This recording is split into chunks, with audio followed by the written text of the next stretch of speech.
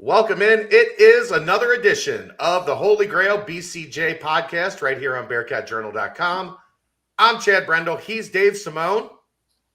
Very special guest this week as Dave and I have gone through a large chunk of the national media this year, and we wanted to add another distinguished member of the national media into this show. So we dialed up. We called our friend Pete Thamel and we said, Pete, we need to get Dan Wetzel on the show. Pete said, absolutely.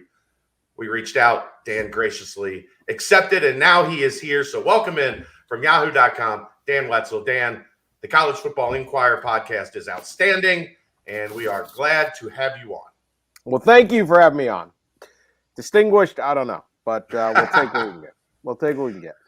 All right, this is where Dave takes over. So Dave has been looking forward to speaking with you. So I will let Dave take over the master of ceremonies here. Oh, yeah. Well, I mean, I'm sure Chad will jump in here as well. Absolutely. I don't stay quiet long. I just kind of wanted to just start off with, obviously UC in the college football playoff, coming into the season, a lot of expectations, but also knowing the dynamics that will be playing against them.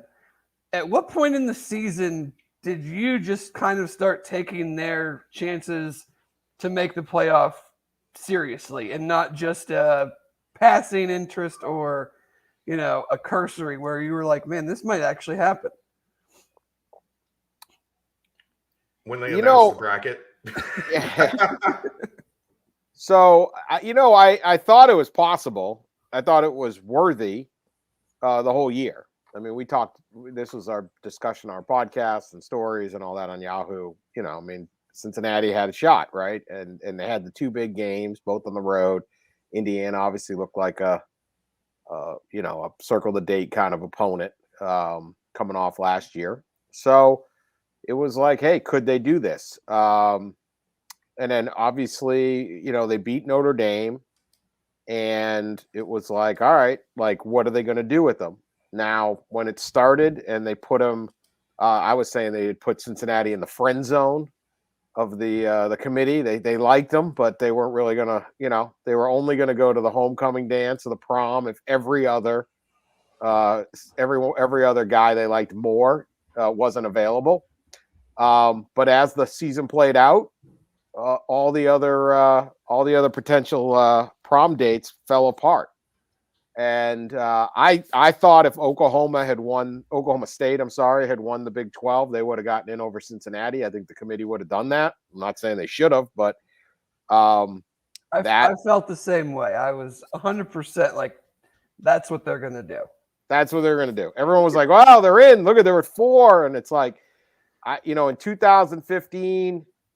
And again, I don't know. I'm not saying this was wrong, but TCU was third in the second to last poll, and I went down there, and TCU played at noon, and Baylor played at 8, and Baylor was kind of in the mix too. So I covered both games for Yahoo, and the noon game, TCU beat Iowa State 55-3. Now they're the third best team in the country. They win 55-3. And the next day they are ranked the 6th best team in the country. And now Ohio State is who ended up one of the teams that jumped them. They went on to win it. I'm not saying it was the wrong thing, but when you can go from third, when a group of people can say you're the 3rd best team in the country, and then you beat someone 55-3, Iowa State too. I mean, not that bad. Anything's possible. So I always thought it was possible. Then I thought, they're just not going to do it with these guys. But then it just chipped away. And then once Oklahoma State lost, I was like, this is it. I mean, who are they going to put in? The next best team was Notre Dame. And Dame beat Notre Dame by, 11 or 11 points in South Bend. So there was just nobody. There was nobody left. And it shouldn't have to be that way. But that's, it shouldn't take 2 years. I think that's one of the problems. It's like a 2-year thing. We show how good we are 1 year, then we get everybody back. Like Michigan went 2-4 last year. Is anyone saying that, they had to prove themselves out now. It doesn't matter what you did last year. So shouldn't be this way, but it was. But obviously, it kind of got anticlimactic at the end. There just was no way. And Right. Great for Cincinnati. I think it's great for the sport. It's great for Cincinnati. It's great for the American Conference and the Big 12, obviously going forward. I mean, I'm all for it. We've seen a lot of other teams take a crack at this and not get anywhere either. So what's the risk? I just think it's great.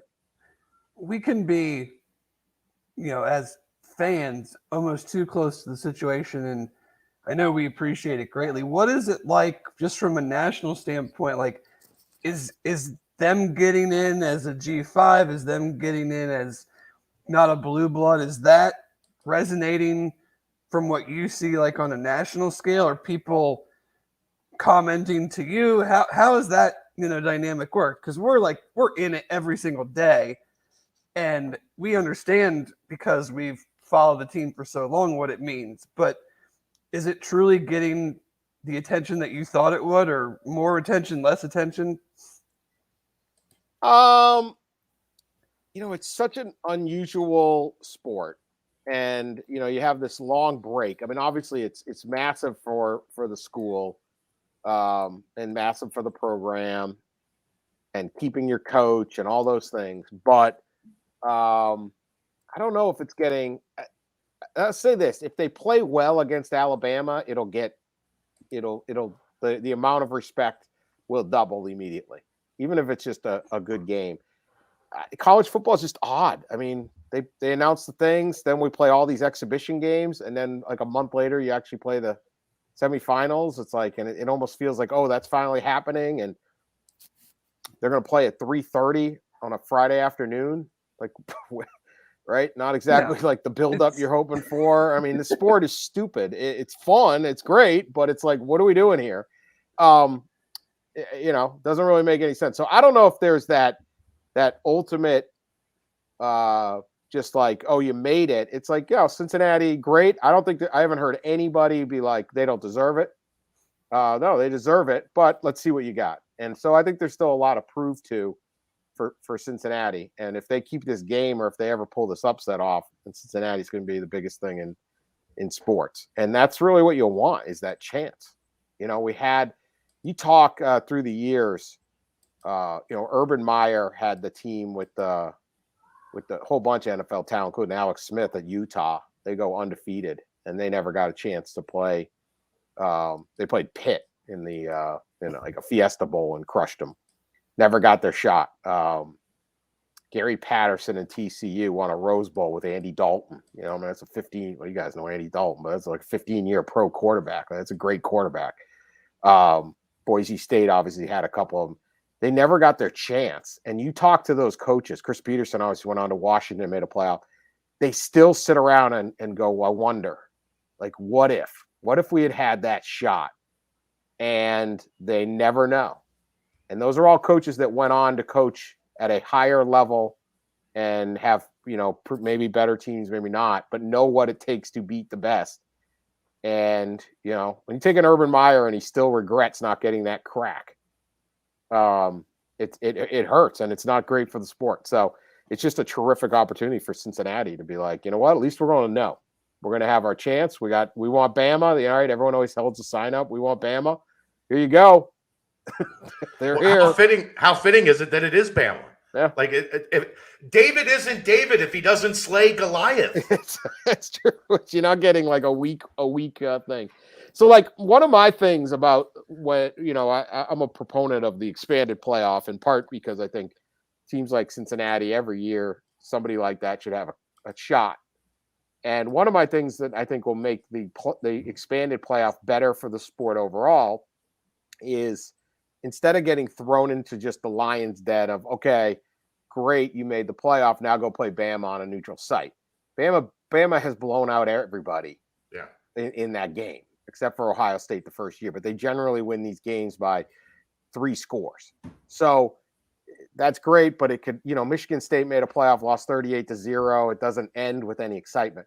When you have an expanded playoff, and obviously they may have a bye because Cincinnati got high enough, but let's say they're playing a first round game. let's say they're a 5 seed, okay, or something, and they're playing, I don't know, whoever's 12 in Nippert Stadium. They get, I don't know, Ole Miss or somebody to come up there, and they beat them at home on campus.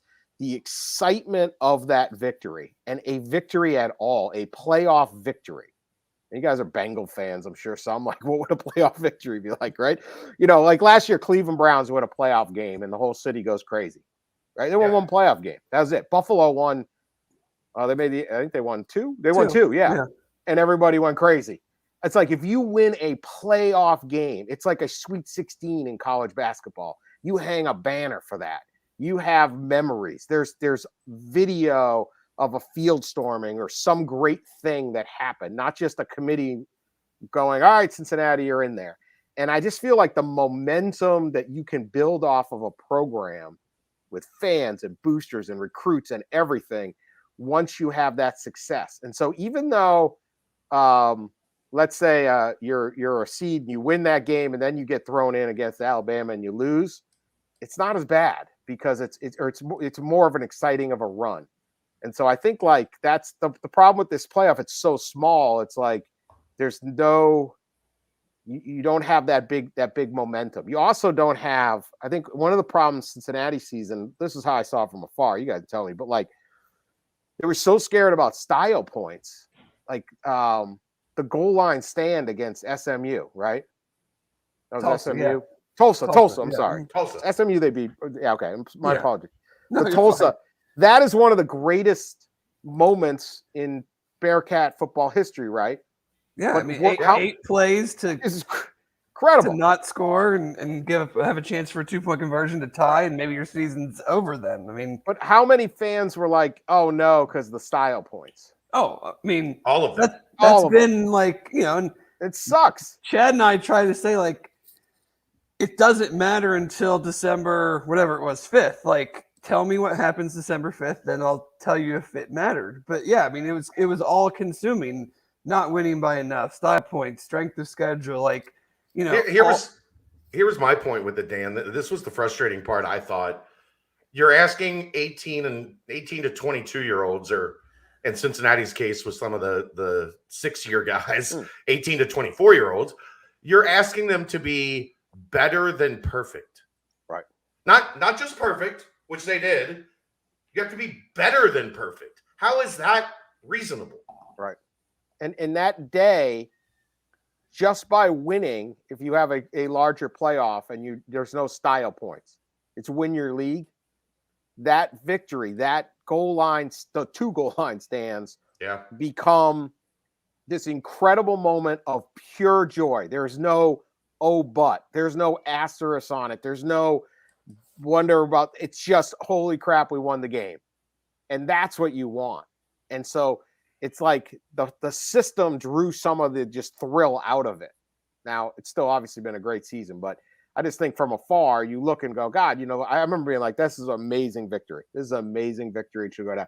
So we're kind of off topic, but it is the challenge for Cincinnati is you've had this epic season, but then you're just thrown right into the hornet's nest. And it's like, okay, prove you belong. And I think this is an unreasonable what people will say. Okay, they belong, but prove you belong by beating Alabama. And it's like, well, Notre Dame couldn't do it last year, and Clemson couldn't do it 2 years before that, and Michigan State couldn't do it, and Washington couldn't do it. Like, do they have to all prove it too? It's like, it's not Ohio State couldn't do it last year. Like, no, you shouldn't. You're in. Not a referendum on their programs when they get blown out. Right. It shouldn't be. And you shouldn't put it on these players like, well, yeah, well, and it's an annoyance, right? It's an annoyance where at least in basketball, you get your chance. And I just think as you build along and they get this thing sorted and organized better, like you look at like Baylor. I was there in a major conference, but it's not a historically great basketball program. Gonzaga slowly made NCAA tournaments, and they made Sweet 16s, and they started they beat Oregon State for a recruit, right?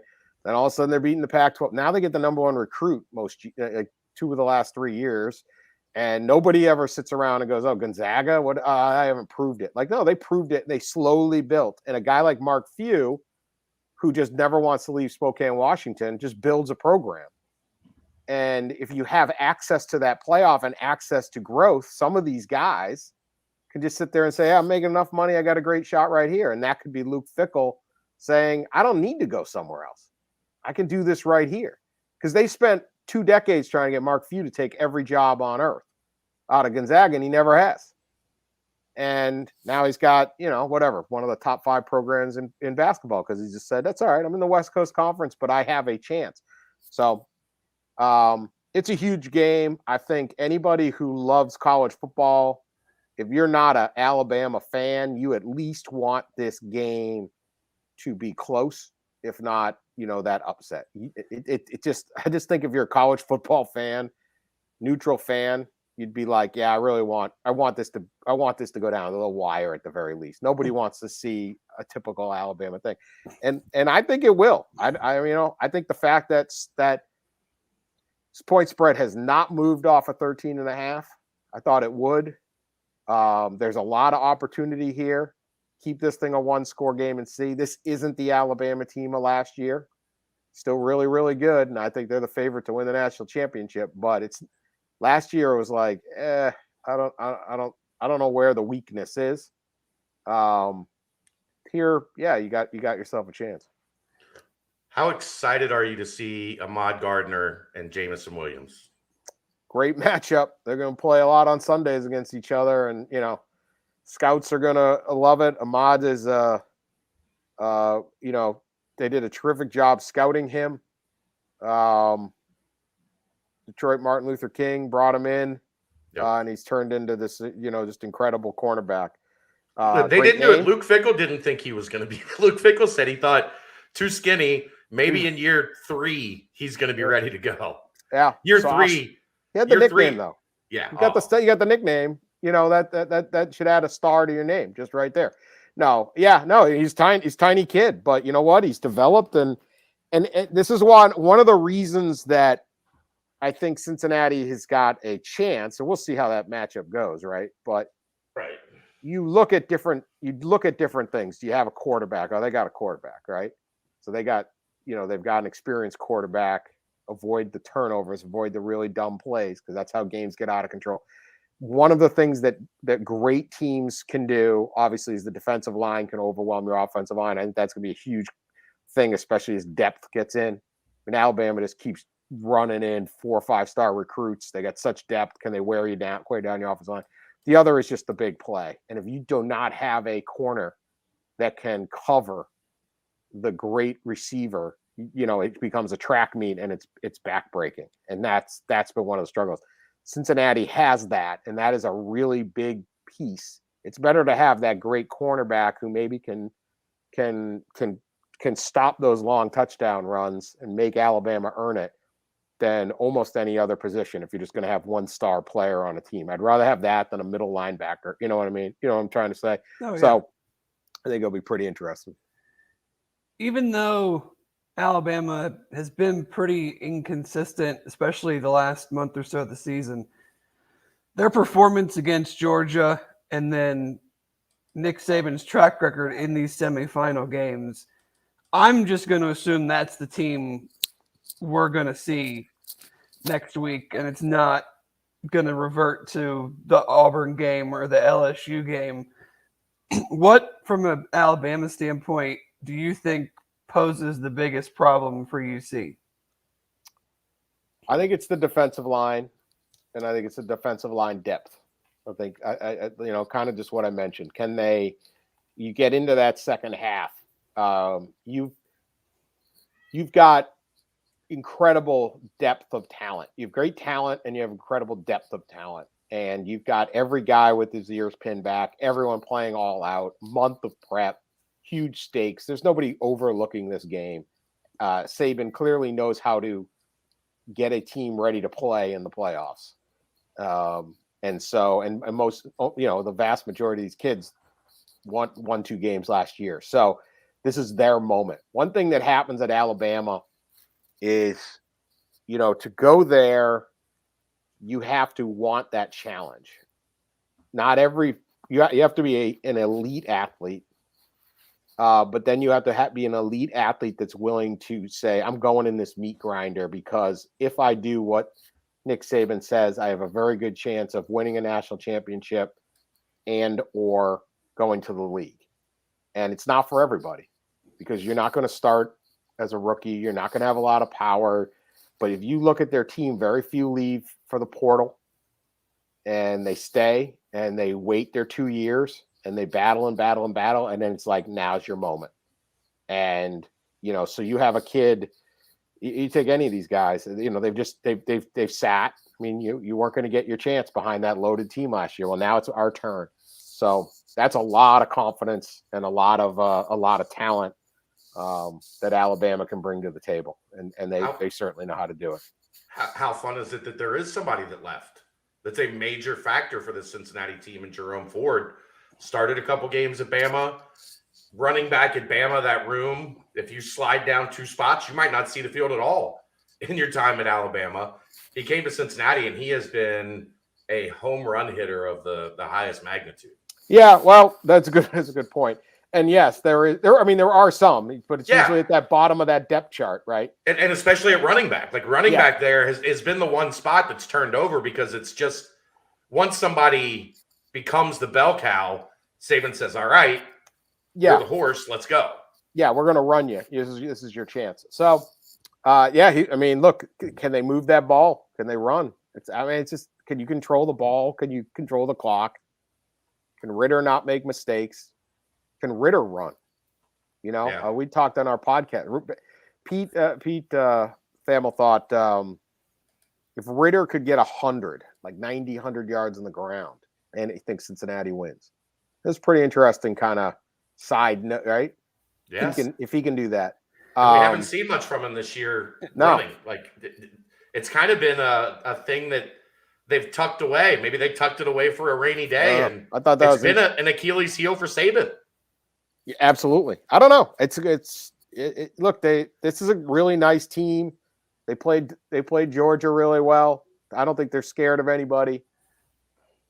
You don't go beat Notre Dame by 11 like that. Fickle's not scared. He isn't scared of anything. So it's just a matter of, what can you do? Can you make a play? Can you force a mistake? Which Alabama shows up? If the Alabama that pounded Georgia shows up, they're going to win the game. Yeah, nobody in the country's beaten that team. Nobody's beating them. But this was a team that had 3 points in 59 minutes against Auburn and needed a long touchdown drive against a prevent defense to tie that game the week before. This is a team that didn't play great against LSU, the team that's been up and down all season. And so you go, I don't know. What if it's one of those teams? Oh, yeah, Cincinnati can beat that. Cincinnati can beat that team. But, so that it's just an odd – it's a weird thing. The 2 most consistent teams are the underdogs in these 2 finals, right? Georgia was very consistent until they weren't. Michigan, I think you totally know what they're bringing. They've been pretty much the exact same team every single week. Some games are closer than others, but for the most part, they played really, really, really well. I think the same thing with Cincinnati. It's virtually impossible to blow every single team on your schedule out. I mean, it's really, really, it's just hard, right? At some point, it's just not going to happen. So I think you kind of know what Cincinnati's going to bring, but which Alabama is this? And can you force them into the mistakes that they tend not to make? How impressive is it to you that this isn't a gimmicky G5? This isn't, we're spreading you out 5 wide and throwing it all. This Luke Fickle built a top 5, Power 5 program at a Group of 5 school. We had Jim Nagy on the podcast from the Senior Bowl, and they're looking at 8 to 10 draft picks on this team. Like, how impressive is that he was able to do this in his first head coaching stop in 5 years? Like, this hasn't been a slow burn. In year 2, he won 11 games with a lot of these guys. From the outside looking in, is it like, wow, like that's what they did is very hard to do. Very, very hard. I mean, look, the spread offense made up for the talent gap.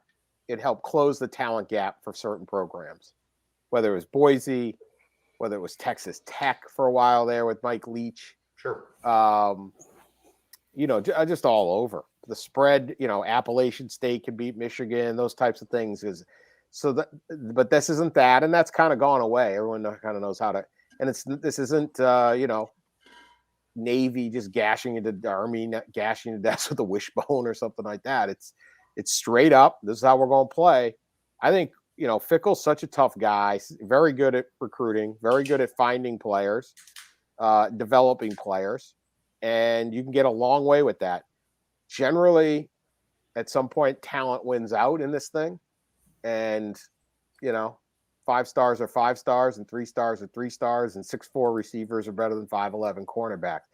And those things kind of go down. But we'll see. I don't think there's no question Luke Fickell's one of the best coaches in the country. He could have had all sorts of jobs if he had wanted. The fact that he's staying, presumably, it seems like this thing's all settled down, but he's staying is massive. I think the recruiting momentum he can get off of this and going into the Big 12, and just the whole energy around Cincinnati. I mean, it's those visions of like Nippert just full and rocking and the crowds. It's just, you guys obviously, and everyone listening to this podcast know a lot better than me. I mean, I'm not telling you anything but it almost just seems impossible. He can run this town if he wants to. Yeah. He could be mayor. Yeah.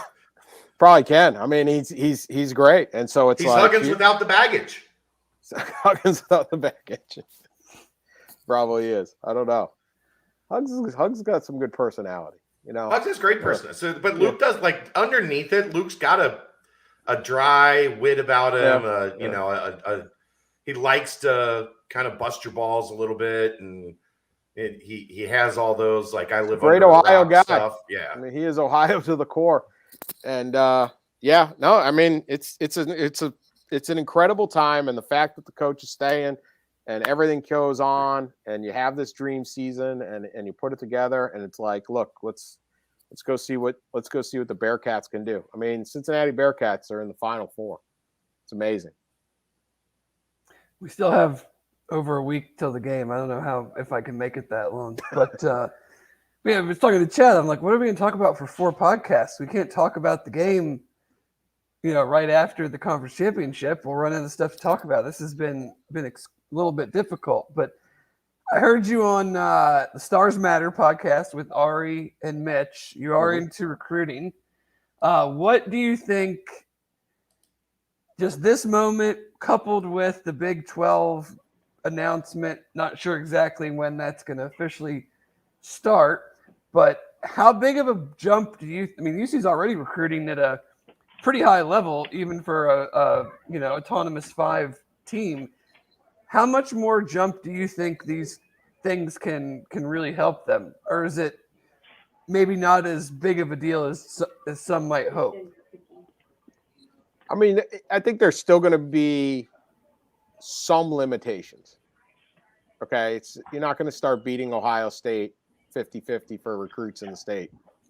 You got 1 year, they've got 80.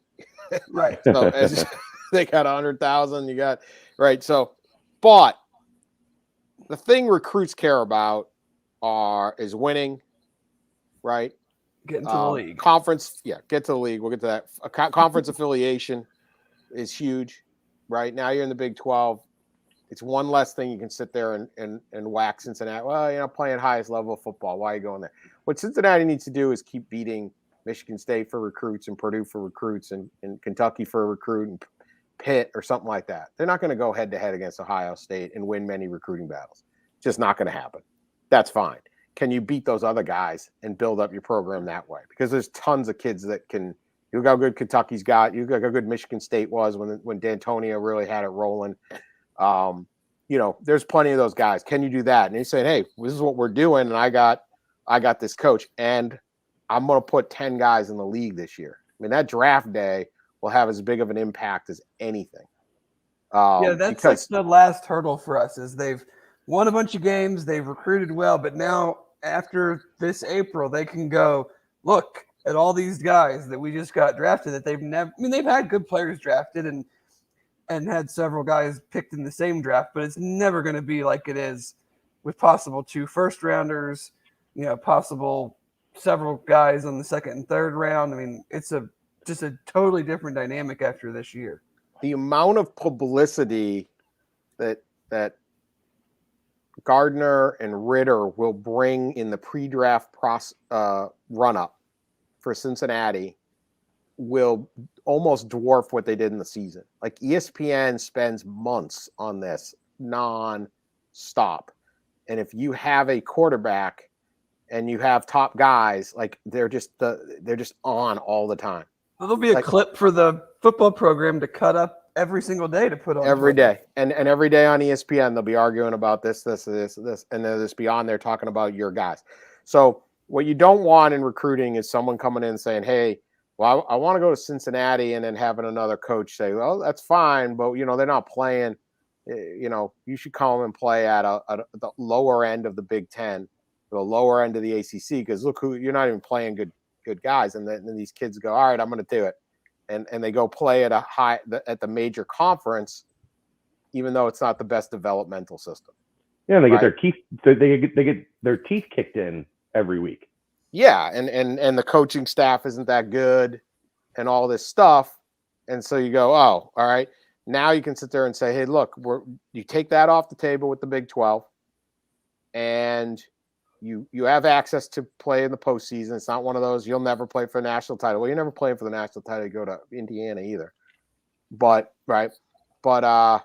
and you can sit there and say, I can get you're just checking boxes. You can't sit there and say, oh, you can't develop me into a first rounder. Heck, I can't. I took a 145-pound kid from Detroit, or whatever the heck he was, 160. Maybe. Yeah, no, I think he was 152 when he got here. Okay, 152-pound guy from Detroit, and here we are, right? So you check those boxes off. It's just one more thing. But are they going to just totally be this elite thing? No, but that's not what Cincinnati is. That's not what Cincinnati's about as a city, as a school, as a program. It's not what Luke Fickell's about. Like, it's not about winning glamour recruiting battles. Yeah, you'd like them, and maybe, but some kid in all those great high schools in Cincinnati and in Covington and all that sits there and says, I don't want to leave.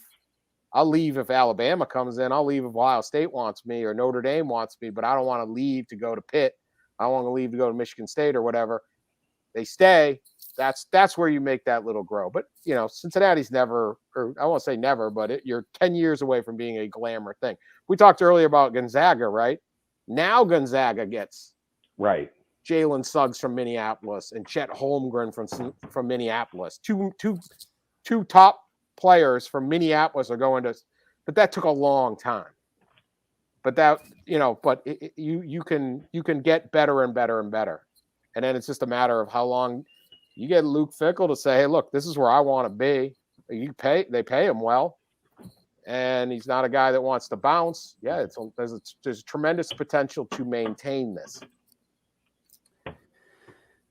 As far as, and I know you guys touch on this a lot. You wrote death to the BCS. When you wrote that, did you envision that this would be the next system where there's a 4-team playoff, yet 5 power conferences? So someone's always getting left out. Yeah. I never understood that part. I was like, for a bunch of smart guys, you pinched one of you out every single year at least. And this is kind of the system we're in. Where do you think we realistically go from here? Can it be done soon, or are we, unfortunately probably locked into that 2026 timeline because the alliance and none of these guys can seem to get out of their own way and understand what's best for the sport? Yeah, the problem, the inherent problem with college football, and Stuart Mandel at The Athletic, when he was at Sports Illustrated, wrote this. He's like, nobody's in charge. It's like you show up and go, who's running this thing? And there's nobody to point to. Mike Slive. Mike Slive and now Greg Sankey. Yeah, but they got rivals, right? They're in, like, there's no Roger Goodell, and it sure as heck isn't Mark Emmert. I mean, there's nobody in charge. Like, who's running this sport? Well, we don't really have anybody. We have a lot of politics, and this is what we got in politics. They didn't. A lot of the people who they had to create a playoff. there was so much money. There's so much demand from the public. I mean, you consider last year, like there's 3 13-0, like Alabama, Clemson, and Ohio State were all 13-0, I think. Like, what do you? Yeah. I think they were all 13. Undefeated. Like this is where we were at. People are like, go back to the old BC. How do you want to do that? And Notre Which Dame. one of those 13? Yeah, and Notre Dame, right? Which team you want to leave out? Like, okay. So you got to have this at least. But they didn't want to create a playoff. So they created a horrible playoff. Like this doesn't make, like you said, doesn't make any sense. Someone's out. They didn't even think, oh, wait a second, Notre Dame got good. Now they're stealing spots. I mean, there's only 2 of their right? There's only 2 major conferences. Well, there's 2 in this one because you got 2 from the SEC, the Big Ten. 3 leagues are out. So Cincinnati steals a spot this year. Notre Dame's stolen a few spots. It's all messed up. This is what they want. They have to do something by 2026 because this agreement literally runs out. Like it's not like this is the system. When do we change it? It's a 12-year contract, so it's just going to end. So then they got to come up with something. My problem is they have the 12-team playoff with the first round on campus. They really should do the first 2 rounds on campus, but they have to protect the Bulls, Dan. Protect the Bulls. I'm going to ask you about that next because I don't know exactly. I don't really understand what they're protecting, but go ahead. Graft is what they're protecting. Corruption. College football's true passion. The 12-team playoffs, 6 automatic bids, 6 at large. I mean, that's the plan. Okay, Jack Swarbrook at Notre Dame, Mountain West, SEC, Big 12 sit down. They spend a year and a half analyzing every one of these things. Someone who wrote a couple books on it. You really get into like how these things will work, and you really start looking at it. They came up with a terrific plan. 12 teams is fine. I used to have a 16-team in a different era, but now with less conferences and you give the first round bye, perfect. Great system. Everyone liked it. And then Oklahoma and Texas asked the SEC to co-join. And so the SEC took them, and everyone got mad at the SEC. So now we got to fight. So now they're holding the playoff up. Which one of these conferences wouldn't have taken Oklahoma and Texas? This is what I want to know. It's like you're mad.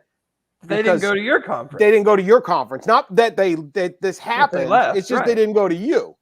So now, and then you have the ACC has a terrible television contract.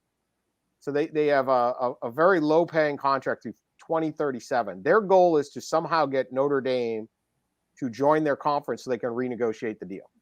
Full-time in football. Notre Dame's not doing that, especially not doing that if they get this playoff because Notre Dame now has access. They're good. They're going to be in the playoff, and they're going to host a game. And that Jack Swarbrook saw the value of, hey, we will host – if we host a game 3 out of 4 years, Notre Dame Stadium, well, we're good, and we're beating somebody as the 5 seed, and the snow's falling over the Golden Dome. Like, this is money. This is magic. This will be great for us. So now we have things like, well, we're trying to hold up this. We got a television, like all these other things have come into play instead of, hey, how do we design a postseason that actually works for this sport? That's the problem with college football, and that's why we have this and not. But they have to do something, and the SEC is basically like, you're going to 12. We're not doing 8. Okay, we want 12, and at this point, especially by 2026. How do you say no? They got the teams, so they're adding Texas and Oklahoma. They got a lot of might to them, and I think they'll end up doing that. So I think we're going to end up with 12 teams. We're going to have, and then it's, well, do we have 5 power conference automatics and 1 extra, or do we have the top 6? I mean, this is, I get the American doesn't want to be put into a bit where we're not a power 5 and all the branding, but for the average fan, that is a distinction without a difference. Why do you think the Big Ten and the ACC seem to be the ones stonewalling this the most? It seems like the Big Ten is hell-bent on the 5+1 automatic qualifiers plus the whole charade of protecting the Rose Bowl. And then I'm not even sure what the ACC's deal is, because if it wasn't for Clemson, like, they should be trying to get to a 12-team playoff as quick as possible, too. I mean, yeah, look at their Wake Forest isn't in this. Right. So I mean, like, I'm just not seeing what they want Stonewall to this. They're trying to get Notre Dame They need to do something about their television contract that runs it to 2037. So they're just hoping that the longer they push this off, the better chance maybe they have. maybe of Notre convincing Dame Notre join. Dame. I don't know. Yeah. Otherwise, you have new guy. It doesn't make any sense. Pitt. Well, like Pitt Europe and Wake had these great. Michigan, Yeah. the two best players in the Peach Bowl aren't playing, and it's now like a nothing game. Where if that was a playoff game, Kenny Pickett would play, Kenneth Walker would play, and it'd be a damn good game to watch. It'd be incredible. It's the biggest game in Pitt history, and it means nothing. And it would be at Pitt. Let's play that thing. Let's if that thing is sorted out, Pitt sits around and goes, "How do we fill our?" They play at the Steelers Heinz Field, yeah. Like, how do we fill this thing? It'd be electric. Be an incredible night for both programs. Everyone will be fired up about this game. The ACC championship game between Wake and Pitt, everyone would have wanted to watch. It's a playoff playing game. It's a playoff game. Instead, it's who cares? And it was great moments for those two programs and those two schools and those two fan bases, which, somewhat similar to Cincinnati. You're not sitting there going, oh, we're in every year, whatever, right? Like, it's like, oh, man, this is big. And this is our chance. And so it becomes this huge deal. And, yeah, you have this big playoff game, and it extends out big games to more places. And instead of having that, we have a Chick-fil-A bowl that it's an exhibition game for next year. Nobody cares. And the season those two teams both had really good seasons. Pitt particularly. Michigan State's kind of fell apart, but it just sort of dies out at the end. And so it's like, this is a bad way to end the year for those schools. And instead, it's like, hey, this would have been amazing. Is Pitt or Michigan State likely to win the national championship? No, but can they win that one game that electrifies everything? I think that's been the hang up with a lot of the UC pushback is like, well, they're going to lose by 20. They can't win the national championship. Well, that's not really what it's designed. It's not what playoffs are. Playoffs are a business. They're a commodity. They're a construct. The first round of the NBA playoffs isn't about all 16 teams having a chance to win the NBA finals, right? It's 3 games on TV every night. It's games on TV. It's what it is. Like, they're putting a bowl game in between the playoffs and the national championship. Like, if that doesn't tell you what this is all about, like, right. Who is watching LSU Kansas State on like January 4th in between probably me, but yeah, degenerates. Probably like 1.5 million people. Unless you have money on it or and I'm fine with the bowls. It's like the NIT. It's like, hey, game's on. I am too. It's just like, can we get the top end of this thing sorted out? When I was a kid, I remember like you sit down on January 1st, which is when these games should be. Okay, it should not be on New Year's Eve, particularly in the middle of the afternoon. Rose Bowl parade, Dan. I know. It's all about the Rose Bowl parade. I mean, it's so insane. Imagine you live in LA and you got to work. I mean, it's 12:30 in the afternoon on a work day. Like, you drive the FedEx truck. You can't just get out of, like, it's like, why are we playing a game on a work day? The biggest games of the year. But yet we have, the who knows what bowl going down at like 8:00 every night this week, right? Prime time. And this game's in the middle of the afternoon. But yeah, it's out. I can't even remember my point. It's an absurdity. The whole thing's absurd. It's a terrible system, but here we are. I don't know. I don't. There are drawbacks. There are going to be drawbacks, this or that. But what we have right now is just this doesn't work. The players don't want to play in these bowl games. The top players and fans don't really want to go. How many people are going to this game, the Chick-fil-A bowl or whatever? You're down to two big games, but then they're played at weird times. You could not invent a system this bizarre. And then I still remember back to when it first started. And do you remember those commercials where they made it sound like everyone was going to change their New Year's plans to watch football? Like, they had all the celebrities at like the New Year's Eve party. And hundreds of millions of people who've been doing New Year's the same way for how long are all of a sudden going to go, yeah, I know you're having that usual party, buddy, but I'm going to stay home and watch these playoff games. Like, it's such a just strange thing. And the Rose Bowl parade, we can't possibly move the Rose Bowl off of New Year's Day. And none of it makes any sense. None. Yeah. They took on the arrogance of the playoff committee was, we will change the paradigm New Year's Eve. That was their line. They took on alcohol. Undefeated. Unbeaten. You guys don't want to drink and party on New Year's Eve. You want to sit around and watch football. Like, there's no way. I was like, this is so dumb. This is so dumb, but this is where we're at. They can never get organized. No one's in charge. Here we are.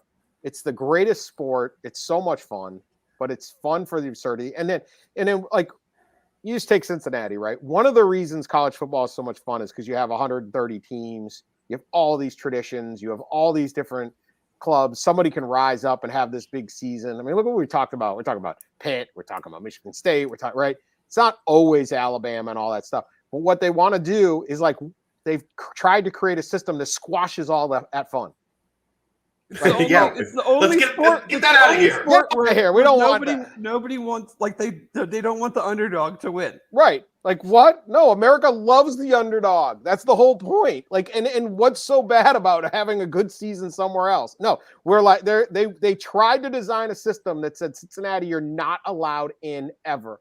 You can't have fun. We say you can't be good because you weren't good 50 years ago, or 100 years ago when they created a conference. When land was being divided up into states. You didn't get one of the land grant. Like, you weren't found, they didn't carve out some land for you in 1855. Therefore, you can't be any good. They try to do it in basketball too, because it's like, it's got, they'll give the football leagues more spots. And it's like, I remember Harry Watson, this coach at University of Detroit Mercy, had a couple of really good teams, won a few games in the NCAA tournament a couple different times. He used to go, you don't get points in a basketball game based because you have a 100,000 seat football stadium next to the basketball arena. That there are no points. That is not in the rules of the game. The rules of the game do not give. You don't get extra points in football just because in 1902, 10 teams got together and created a league and said, okay, you matter. Because if we were redoing this, there wouldn't be 2 schools in Mississippi, right? You wouldn't have it, right? You would have spread the thing out. So we don't want that fun. We don't want to play the games when the fans want to watch us. We don't want to have more really exciting games. We want to tell you who's good and who can't be. And we want to, the powers that be want to see Cincinnati get curb stopped so they can all sit there and go, see, told you all along, you're never good enough to win the national championship. It's not always about winning the national championship. You think about the NCAA basketball March Madness, it's a three-part play. The first weekend is just about crazy upsets, schools you never heard of, some kid with crazy hair or something, or like a bad mustache hitting some crazy shot and goes down in lore. Then in the middle, it gets all sorted out. And then at the end, the big dogs play. Yeah. And it is a perfect entertainment product. 3 weeks, everybody loves it. It electrifies the sport. It's not about anyone actually thinking that Maryland, Baltimore County is going to be the number 1 team in the country, but they can beat the number 1 team in the country one time. That's it. And it's awesome. And only in college football would someone look at that incredible recipe and go, yeah, don't want it. But how cool is it that this is the chance? This is right. Like, that was going to be my next thought. Yeah. Like, let's just say the improbable happens. UC wins the national championship. Is that the biggest? Forget that. Just beat Bama. I mean, if they win it, it'll be the biggest thing in college sports. Absolutely. History, college football history? Probably, because you have to earn it now. I mean, we talked on the podcast about Michigan. Give you a title anymore. Michigan won the national title in 1997. Or 97, yeah. Right? And taking nothing from that team. They had Charles Woodson on the team. They had all sorts of great players. But they had to win the Big Ten. Without a title, like their team did. No title game. No title game. You just win it. Just beat Ohio State. Then they played Washington State in the Rose Bowl. They won that game. They were national champs. Harbaugh's team had to win. Then they had to play Iowa, an extra game. And now they're going to probably sit there and go, okay, here's Georgia and Alabama. Right? Like, it's way harder than when Bo Schembechler was the coach or Woody Hayes was the coach. Like, Ryan, 13-0 last year for Ryan Day. You go play whoever, Utah or something in the Rose Bowl last year. You go 14-0. you're getting a share of the national title. Yeah. Instead, it was like, okay, go beat Clemson and then go beat Alabama. And it's like, oh, like it's so much harder now. So if Cincinnati does it, there's no like, that is a more legit national championship than all those previous ones, even ones 10, 15 years ago. Because you would have, I mean, the likelihood is Cincinnati to win the national championship would beat Alabama and then either Georgia or I mean, that's exactly they do. Michigan would be, look, I don't know. Wild. So I don't know if you know this or not. This is the story not many people know. Luke Fickell's son went to Moeller, right? Yep. Do you know Moeller's colors? I do, right? Maize and blue. Do you know Moeller's logo? Big M. You know what Luke Fickell wouldn't wear? You know what he didn't wear to his son's senior night? There was no blue and gold, no maize. It's like a proxy war, right? It's like you got to come in and defend the honor of Ohio. What does he call the school up north? Will he do that? He has a Block O tattoo on his calf.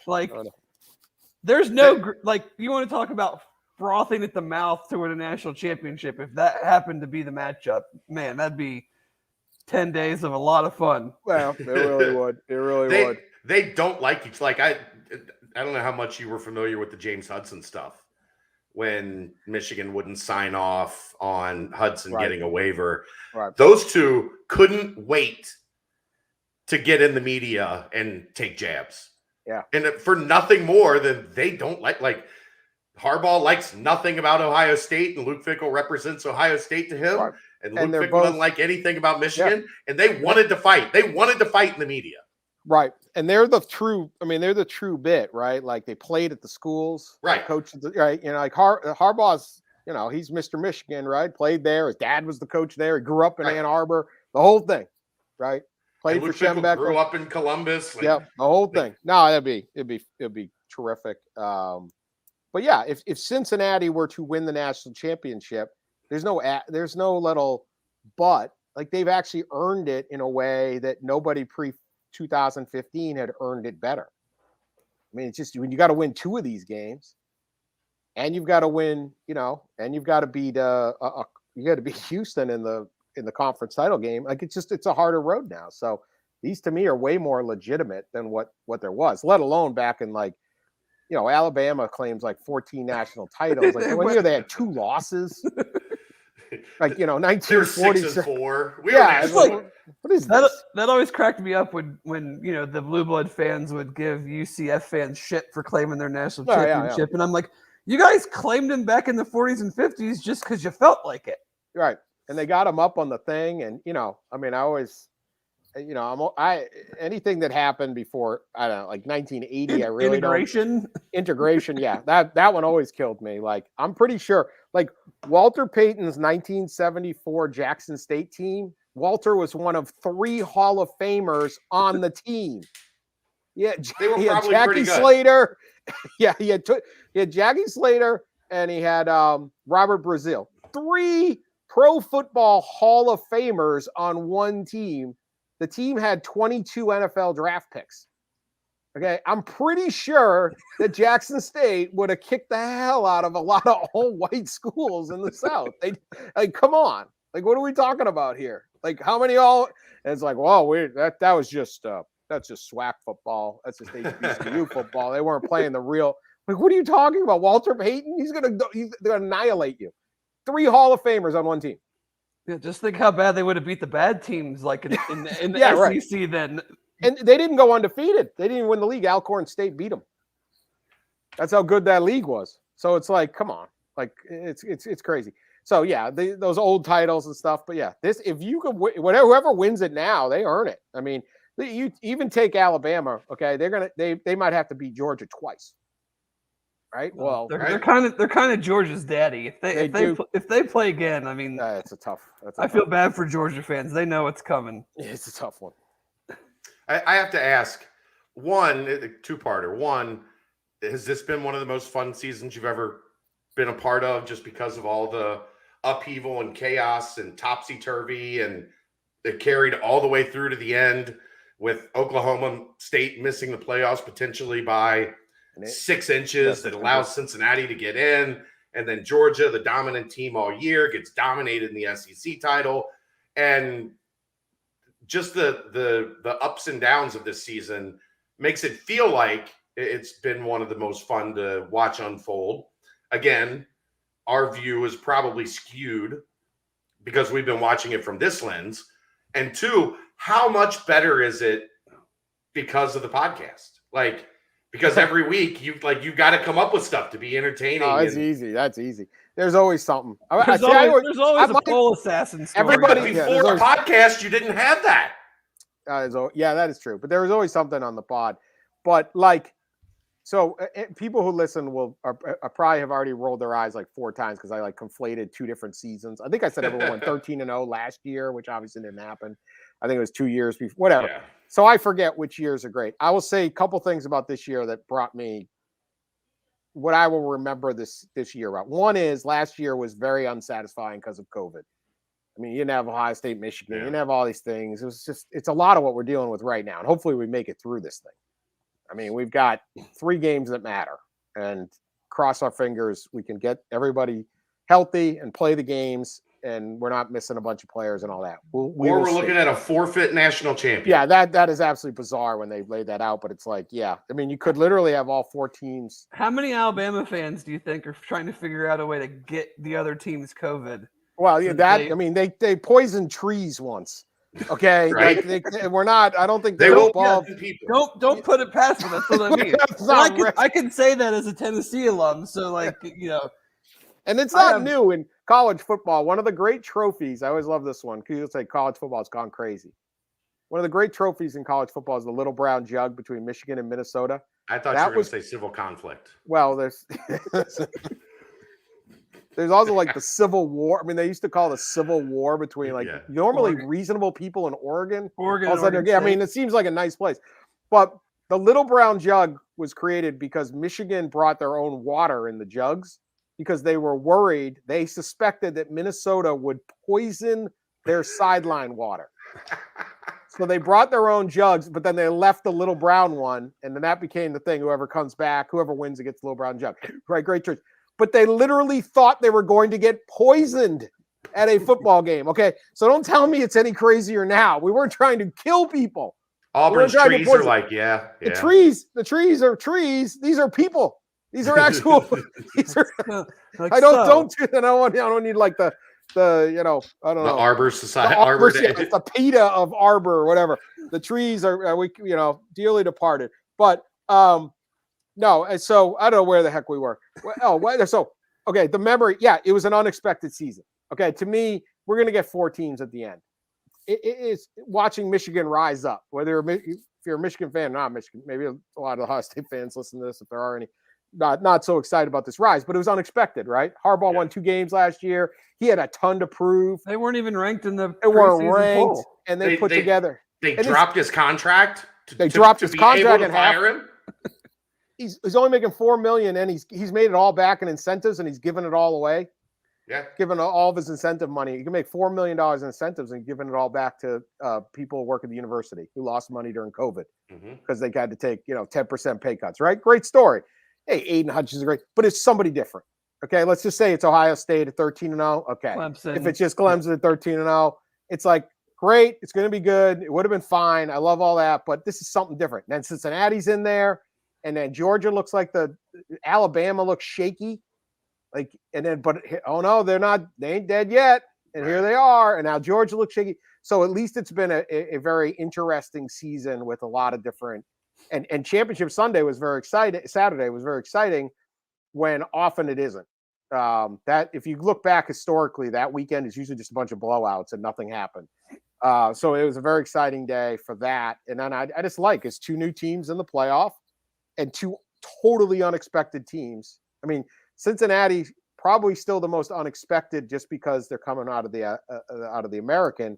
But Michigan literally was unranked and everyone's bagging on Jim Harbaugh, and they won 2 games. And after they lost to Michigan State, they were thought to be dead in the water. Thought to be dead, but I remember right after they were Harbaugh, and I covered that game, and Hutchinson. They go, we still have everything in front of us. And you start and you think, and you're like, yeah, actually, Yeah, but actually you they just do. assume that the streak against Ohio State would continue. Right. But it was like, yeah, you do. But yeah, I mean, I've watched that beat down enough times. But I covered that game. That was one of the most fun games of the year. Just watching the Michigan players do something that they didn't think they could do. I think, watching those celebrations out of Cincinnati all year. I thought it's been a great season. But you also just remember how you want that full chaos, the full weekend, college football everywhere that we didn't get in 2020.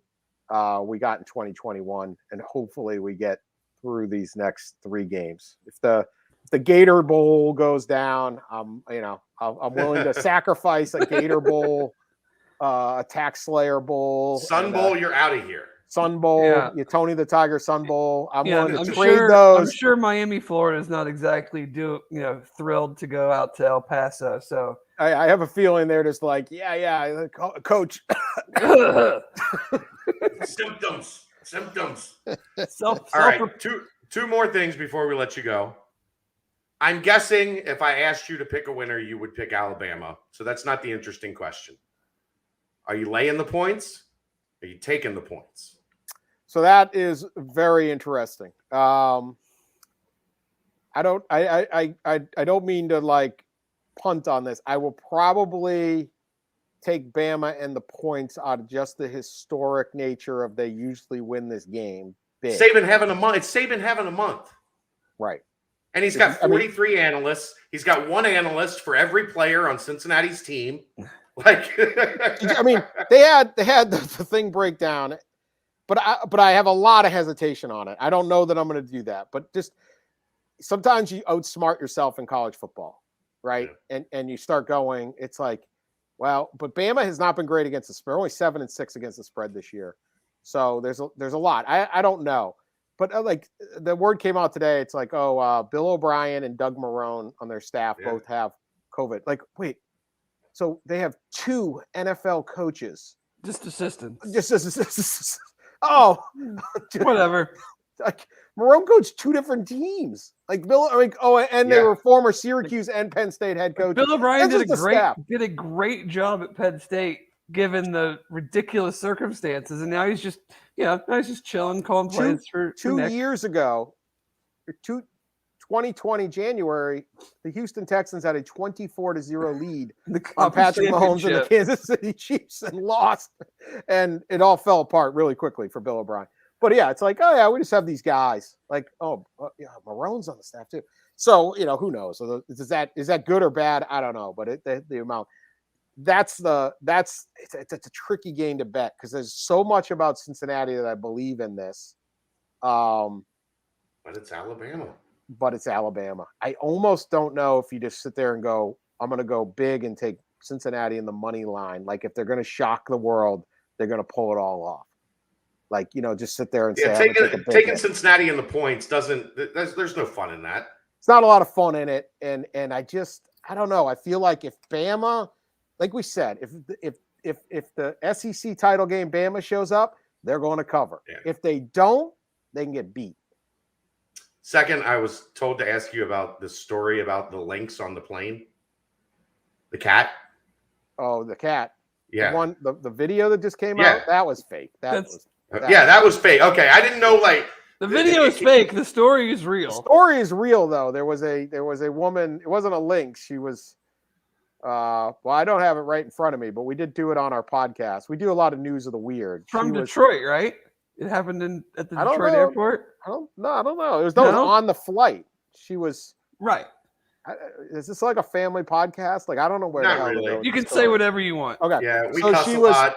She had a cat, and she was breastfeeding her cat on the plane, which some of her fellow travelers took issue with. Shall we say?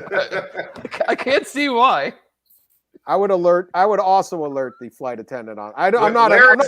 Where's the marshal? The federal marshal on the plane. I'm not normally going to narc out the other passengers on like a little something. They're breaking a little rule here or there. Seatbelt sign says should be on. Right. That's not going to be me. But you start breastfeeding a cat in my row. We're gonna call. we got some problems. We're gonna bring in the authorities. Everybody Yes. needs to find the video though, because it's fake, but it's very It's funny. very funny. It's very funny, but it is. There's no way that's. But the mere fact there are people out there doing fake videos over a lactating woman with a cat. It's I don't know. It was a lynx. It's It was not a a lynx, cat. It's not a lynx. cat. It was a lynx. Yeah. They're not the same thing. That's what she was- It's different. What are you covering any games? We're trying to figure this out because right now the games are now media access has gone Like virtual, right? virtual. So Pete Thamel will be at the Cincinnati Alabama game, and then I think we're trying to figure it out. We just taped our podcast, and it was like we're sitting there going, so what's like, are we gonna have game? It feels very March 2020 where you're like, so they can't shut down the NCAA March Madness, and it's like, oh yeah, they can. You want to hear a great story about that, Dan? Sure. That day, the day that everything died, we had a radio remote at a sports book in a casino. And by the time we went on the air, there was nothing to gamble on. like the sports book, literally, like the people that worked, it was like, what are we gonna? Is there gonna be horse racing? There's gonna be no gambling? Where Is were the you, in casino Indiana? gonna have to shut down? Yeah, we were in Indiana, Yeah. Aurora. Michigan And it was like started their sports wagering that week. Oh, So they had waited, they had gone through all the legislative process. I think Ohio's just doing it now, right? They Yeah. to just become legal. Yeah. And like, so we're hoping April could be Yeah. not till the beginning of 2020. yeah, it's such a weird thing, and then it takes a little while longer. It's always, but so they, so everyone's excited, and the casinos, like, they're scrambling and creating a sports book and expecting a huge crowd for basketball, and no, and then there's nothing. So it's like you worked and waited years on this process, and then you're like, well, nothing can stop us now. Oh yeah. Nope. Wah, wah. And people are betting on Korean baseball. Highlight and So we did 3 hours from the sports book that day. There was 3 of us looking at each other going, Well, yeah. Talk about I got COVID, though. I got nothing. Well, I are we remember- going to go back to that level? I don't believe, but I don't you either. you just want, you don't want the so and so, this star can't play, or this guy, I mean, you want a fair game. Well, We just want these JT games. Daniels and George Pickens are both in Protocol of Georgia. Right. And so, like, what does that mean? It's supposed to be 10 days since they first. So They're trying to relax that. Yeah, well, that would take them through the 31st. Right. But yeah, well, no, it's 2 days before. I mean, who knows what's going to go down? I don't want to be like, say that they're gonna dance around this, but like, They're going to dance around. I feel like if Texas A&M was playing in the Cotton Bowl, they wouldn't have said that they were out 9 days before the game. I agree. I would agree. All right. We've kept you for an hour. You've been more than kind with your time. This was outstanding. And we were looking forward to having you on, and you absolutely delivered. Appreciate coming Dan, on. I love the tell everybody excitement. about the books you do with the like the Sports Illustrated books. Epic the kids. Athletes. Yeah, Yeah. Epic Athletes. I write kind of middle school age, like 3rd grade to 8th grade, depending on your young reader's reading level, I guess. But they're all kind of those classic sports bios that I used to read, about 100 pages long. They're perfect for school reports, and they're manageable. We've got Patrick Mahomes, Tom Brady, Alex Morgan, Lionel Messi, LeBron When's the James, Travis Kelce book come out? Steph that Curry. would be a good one. Yeah, I haven't done the Kelce one yet. We got who else we got? It's 10 of them. There we go. Kevin We got it up on Durant. the screen for you. Hey, look at that. There you go. Yeah, Zion probably not selling real well right now. Is that guy still in the? Does he still play basketball? Yeah, he's in the. That was a tough bio to write, by the way. He's only played like 50 games, like, in his whole career. But like 11-year-olds really like him, obviously. Serena, and then they have Serena with 23 championships. Like, try the difference between Life of Serena Williams and Zion Williamson are slightly different. Slightly different. Same size book. Yeah. So the kids like them. They've been fun. When you do the Kelsey one, we'll bring you back on. Kelsey, all right. Are you working on any? Not right now. We'll see. We'll see what's popping. I think the Zion one scared off our publisher. So Dan, I named my daughter Kelsey. Oh, that's how much you. But she's 11, so it wasn't after Travis. Okay. It was after Jason. Oh, all right. So she has looked at pictures of Travis and Jason, and she has determined that she was not named after Jason. She was named after Travis, who was a freshman that didn't do anything really more than play a couple snaps of Wildcat quarterback when she was named. I think you should just go with the legend. Print the legend. What'd you say, Kelsey? Named after Travis, not Jason. Travis, right. Well, Poor Jason. Jason's the legend in my world. I mean, In this town, Jason's when a you legend. dress up as a mummer and slam beers, like that's my legend. Has his own charms. Yep. Kelsey brothers. Well, that's that. Here's the tip for the book. Here's the comparison between Jason and Travis. Jason grew up playing hockey. Travis grew up playing basketball. There you go. And they are the epitome of those two things. Yeah, they're the perfect fit on those two sports. Well, All right, heck man. of a year. Yeah. You can find him on Twitter at Dan Wetzel. You can find his it's at Dan Wetzel, right? Yep. Did I get that At right? Dan Wetzel. Okay. Simple. You were the first one to get to that. First one. I was an early adapter. And you can find his work at yahoo.com. The College Football Inquirer podcast is phenomenal. Add it to your list. It is a must listen every week. It is really funny. It is really informative, and it is incredibly entertaining. And Dan, thank you so much for joining us and taking out an hour of your time tonight. We appreciate it, man. Thanks for having me on. you, It's Dan. exciting to be part of it. Cincinnati. Just awesome. Awesome story. So good luck. Thanks, man. Appreciate it. Thank you. See ya. That's Dan Wetzel from yahoo.com. And that was one that Dave was excited about. Dave was fired up when I said I had gotten a hold of Pat, and Pat had given me his information. And Dave, I would say 1,000% that man delivered. That was great. Sorry, I'm slightly distracted right now. What was happening back there? Tennessee's up 4 with 21 seconds left. I thought they were killing them. They were, and then they stopped killing them. So we're trying to salt this one away. Who were they playing? Arizona. Oh, okay. That's what I mean. I wouldn't. Arizona's care been really good this year. I think they're still undefeated, aren't they? I guess They're number 6. Yeah, they're pretty good. But They're pretty yeah. good. So, but no, that was awesome. I mean, Dan gets into a wide spectrum of the sport. So, I wanted to try to get his opinion on not just UC stuff. I mean, he's, like you said, he's written multiple books about the BCS, the death of the BCS.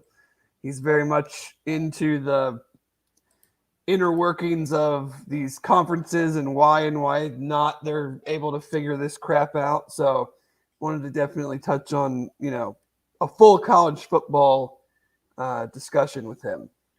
Yeah, and we dabbled, we dipped our toe into the game. That's the first we've really done that. Yeah. Dipped our toe a little bit into the game, but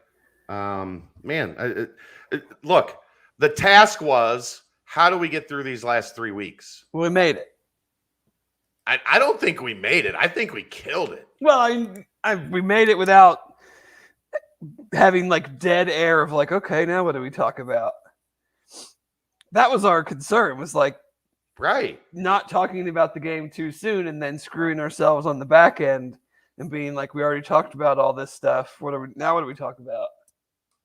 But to go from Mo Egger to the player roundtable last week, which is as good a piece of content as we've ever done.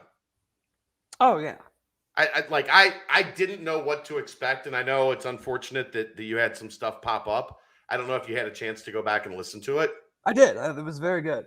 I enjoyed it. I mean, I think it was, I would like to say that we know what we're doing, but I feel like we set this gap up pretty well. We got the local,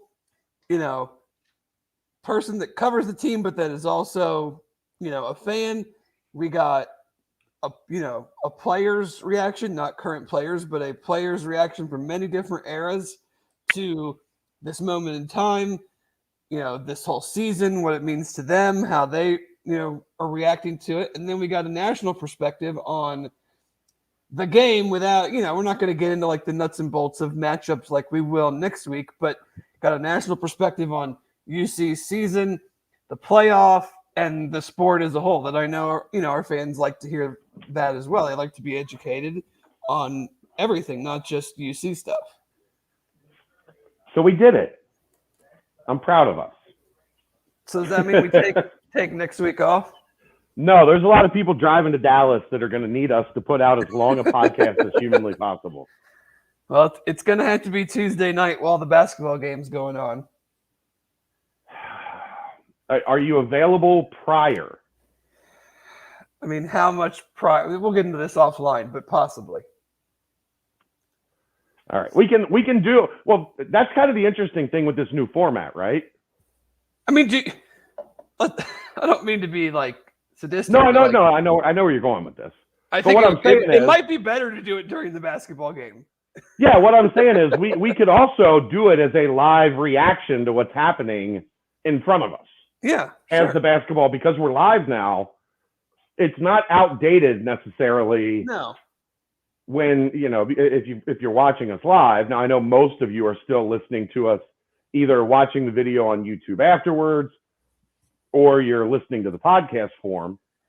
But I think there could be some entertainment in going live and breaking down Alabama as we go through what might be the biggest mismatch I recall since like Mick was in his first 2 or 3 years coaching in the Big East. Oh, now Jeff is asking me if I want to come on the PTP for a mashup pod. On Tuesday? I thought they were done for the holidays. I don't know. He just put it in the chat. I don't know.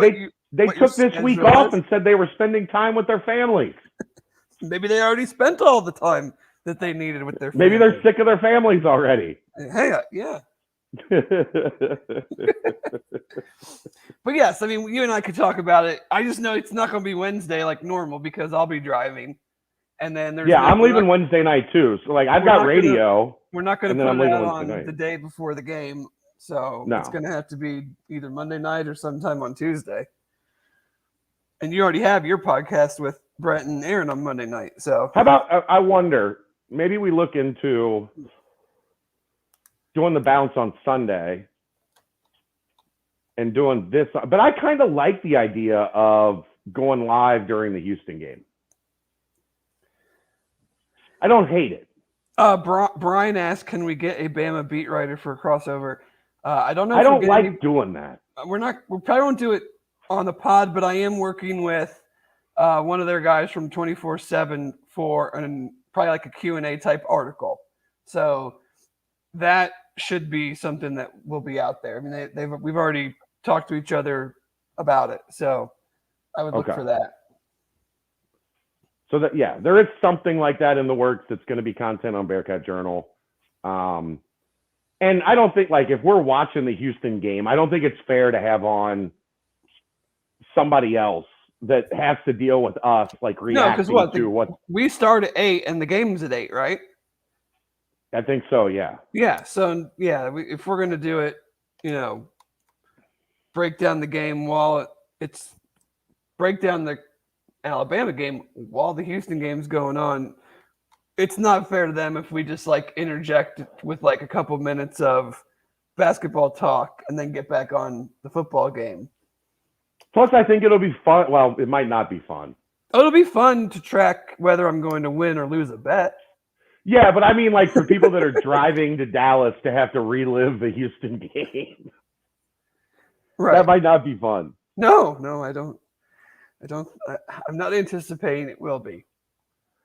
Yeah, it's stylistic. Like, if styles make fights, this is a fight that a commission would be like, I don't know if we should okay this. Yeah, well, we'll see. That's why they play the game. That's right. But if you're breaking down what Houston does well and what Cincinnati does not do well, they're the same things. And this is a team that struggles offensively, playing against an elite defense, and a team that, while they're good defensively, struggles to defensive rebound against a team that just throws it on the backboard and goes and gets it. Mhm. So I don't have high hopes for next Tuesday. No. I think Wes will get them there. They ain't there yet. Oh, we're what, 13 games into Right. a first season? Like, you know. We'll do some basketball here. 10-3 and out of conference. Good? Like, are you good with that? I'm fine with it. I mean, it's kind of what I expected. Like, We didn't expect Illinois. No. And Monmouth jumped up and got them, which Monmouth. I kind of expected, personally, like, I didn't know it would be Monmouth or whatever. And I know the outside of the games in Kansas City, the schedule was a little bit lighter than it had been the last 2 years. But I just didn't see this team in a position to just roll through all of those games without a blip. Right. You know, and Monmouth is clearly better than maybe anyone expected going into the season. But 10-3 to me is totally acceptable, totally believable, understand, like, kind of best case, isn't it?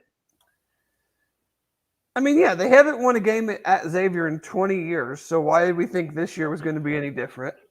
Yeah. You beat the good team in Kansas City that going in you thought would give you the most trouble. You almost beat the other good team in Kansas City, and then you lost a game at home to a pretty good team. You know, obviously Where you played terribly. They're going to have to win their conference, but a tournament caliber team. Yeah. And you won all your other games. Like, I don't really know what else. Like, what more did we think was going to, like, what really better outcome did we really realistically see happening? I mean, with our, like, thoughts preseason of it being like a 17-19 win team, they're right on pace for that. If not, maybe a game or two ahead. Yeah, I mean, I still think they're the conference is, we say this every fucking year, but, like, my God, is it terrible. It's so bad. And UC's going to play a part in that. Like, it's not like they're unbelievable and everybody else stinks, but, like, no team has fewer than 2 losses. Like, we're not, we haven't even started conference play yet. And the middle bottom of the conference is already in, like, the, 4, 5, 6, 7 losses. The teams that we thought were going to be good, or at least in the top 4 or 5, like, they're not even that good. Like, Wichita State lost to North Texas the other night. Memphis lost 4 games in a row before they beat Alabama. Now they've had 2 games canceled. Like, with Penny looking like a clown show. But I mean, it is a mess. Like, it is absolutely, unequivocally, unless something crazy happens, a one bid league this year. I think Wichita might be able to get in that large, but I mean, really? Like, they're going to have a really good conference schedule because nobody else in the conference, who's going to be their big wins except for Houston? Yeah, that's the hard part. Like, if they don't beat Houston, UCF if they don't is in beat a Houston decent twice, spot. That's the thing, though. I mean, if none of these teams have good out-of-conference wins, and then they just beat up on everybody in conference and lose to Houston, that, to me, like, that's the hard part. Like, for the next 2 months, who are their big wins going to be against? Yeah. God, I can't wait to get out of this league. Like, I don't know. I mean, unless someone upsets Houston and Houston doesn't win the league, it's hard for me to see an at-large coming out of this right now. Well, Houston's not going to go through the league undefeated, though. But that's going to hurt the other teams, too. Yeah. Unless you're the team that gets them. Yeah, but you're going to have to get them probably twice, and then you win the conference tournament. Yeah. I mean, I know It's so there's a bad. lot of games to be played, but it's just there hasn't been very many. Memphis beat Alabama, but they've obviously they had some bad losses, and now they're having games canceled. Like, I guess we just haven't seen Houston roll through the league like UC has one of the best non-conference wins of anybody in the league. if not the best. I know Memphis's win over Alabama. Yeah, I guess. I think would be better, but like Houston, their 2 losses are to the best teams they played. Yeah. For sure. But It's that doesn't. frustrating. But yeah, it is frustrating. But like, it's kind of the perfect time for UC to have a first year Reset. Yeah. I'm not going to say rebuild, but a reset where like the league kind of is down, and we can build momentum off of wins. And maybe they don't get into the tournament, but there'll be nothing wrong if they go whatever the number ends up being, 20-1-11, 20-12. Like, if they go 9-9 in the conference and then win 1 game in the conference tournament and lose 1 game, Right. and they're whatever that number works out to, no one's going to be like mad about that. Like, I don't think. Oh, plenty will be mad about it. No one with a rational thought process of how this shit works will be mad about that. Let me rephrase that. That's fair. That's fair. Anything surprised you so far out of this team, or is it they're just kind of? No, I mean isn't it kind of exactly what we talked about in the preseason? Yeah. They're gonna have to be carried by their defense and energy because they're gonna struggle offensively. Their depth is their strength, which isn't really a strength, Right. but when you have. But it's not a weakness. They don't. Yeah. They don't have any depth. I mean, here's the problem I think with everybody that's like you got to shorten the rotation. So what happens when those guys don't play well then? Right. You have 11 guys that are all pretty much at about the same talent level. So yeah, David DeJulius is probably going to be your leading scorer. Jeremiah Davenport, when his 3-point shot is falling, is going to be probably your second leading scorer. As that averages out. And then after that, what happens when it was going to be Abdul Adu that had a night and you sat him? Here's a perfect example.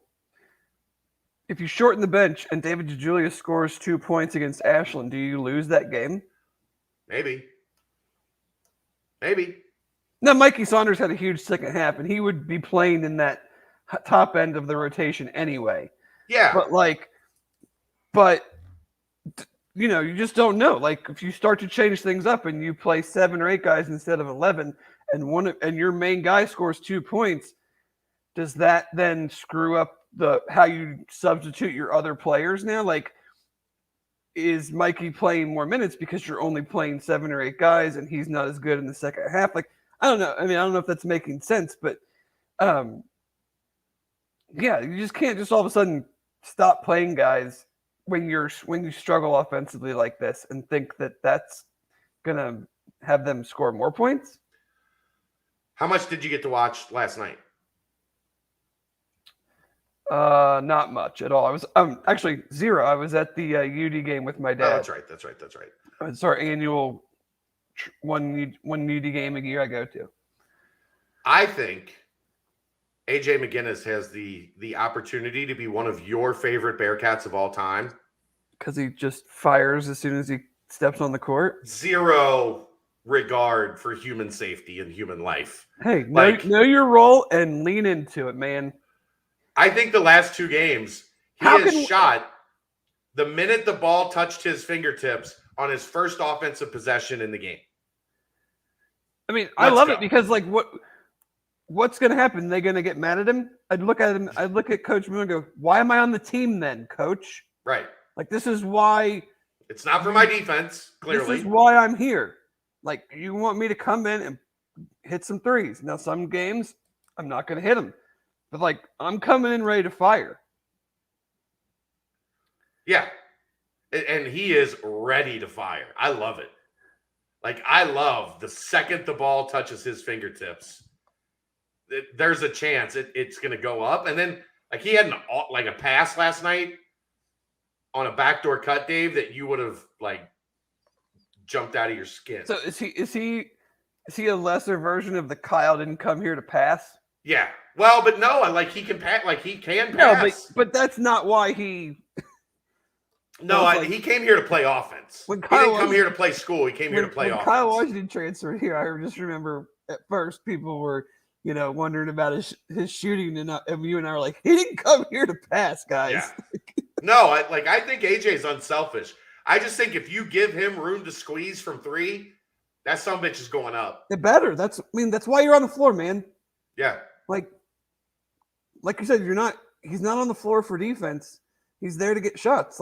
So if you're going to play 3 or 4 minutes and not get shots up, then why are you playing him? Jeff said the backdoor pass looked iffy at first. Wes in the post game was like, when he threw that pass, I was like, well, what are you doing? Who did he throw it to? Koval, I think. Okay.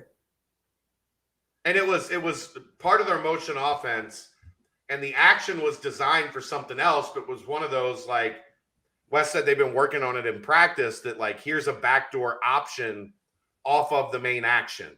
Yeah. And nobody has thrown the backdoor option off of that set since they've been running it. Well, you probably never get to it. No, they just don't have the faith in their ability to pass to throw it. This is not a good passing team. No, well. Like, watch them try to throw an entry. This is not a good passing team. Like, let's not fool ourselves there. Well, we're used to that. That's nothing new. But McGinnis just confidently was like, bang, hit him right in the hands, laid it up. Was like, okay. He had a pump fake. Like, he was getting dudes jumping out of their shoes on his pump fake. Because the scouting report on AJ McGinnis is already in. Close out hard because he's going to let it fly. But, yeah. On a team that can't really shoot, I'm fine with it. Right. I love it. I love irrational confidence at times. Especially for a guy that, like, you don't need to warm up when you, like, his mental belief is you don't need to warm up when you're always hot. No. I love it. You want to get into this whole forfeit thing? I mean, it's pretty ridiculous, but look, here's the thing that I'm curious about with that. There's not if it gets pushed back, it gets pushed back. Yeah, I don't understand what why it, like, you're playing in, like, in NFL stadiums, so I don't know if maybe it's the end of the somewhere else will host it. Right. I just don't understand why your protocol is, but we'll just cancel this. Like, we'll just cancel. Like, we'll just forfeit. And there's a team that might win the national championship without playing a game. That would be very 2021 college football season. Wouldn't it? Cincinnati wins if the national championship and doesn't play a game. I would be rooting very hard for that outcome. You're not rooting hard for that outcome with UC raising a national title? No, I am, but because then you hear all the, then you have the nonsense. Well, they didn't play anybody, so But no, but it fits perfectly with the sport, right? And the way that they handle things. Like, yeah, if we're not gonna pretend to be doctors or have any idea what the hell is going on, but, like, the stuff, like, passes through you don't have it forever. So, like, if it runs through your team or something, like, you couldn't just play in, like, 10 days. Yeah, I don't get that at all. Like, you're already practicing for the game. Like, it's not like you're bringing teams back that haven't practiced in 3 weeks to try to get ready for a game. Like, so you just keep practicing, or you take a few days off because your team has COVID or whatever. Like, and then you start practicing again. I don't understand. And Chad's gone. Keep talking. Okay. I don't know where he went, but he told me to keep talking. So, but yeah, Jeff mentioned putting the teams in a bubble. I mean, they've done that for how many other sports? If they were that concerned about it, why didn't they just say, all right, all 4 teams come to Dallas right now, and you're quarantined basically in your hotel rooms or your team hotels until the game starts. You can leave to go practice or whatever, but like, why are we doing this whole song and dance of we're going to cancel when we could very easily just say, like, come to Dallas. We'll figure it out. Or come to, 2 teams go to Dallas, 2 teams go to Miami. Right. And we'll play when we're good to play. Yeah, I mean, like at this point, like UC practice this morning. Now the players have off the rest of today, tomorrow, and Christmas Eve. And then they report back sometime on Christmas Day. And the tentative plan was to leave on the 26th. Now they might leave the 29th. Part of this is the teams now have the option to stay in their situations until the 29th, which if I'm given that option, I'm doing that. Because I have all of my stuff here. We don't have to go find a place to practice. We don't have to have, like, we're kind of still insulated here. The rest of the student body isn't on campus. It would be like a regular road game.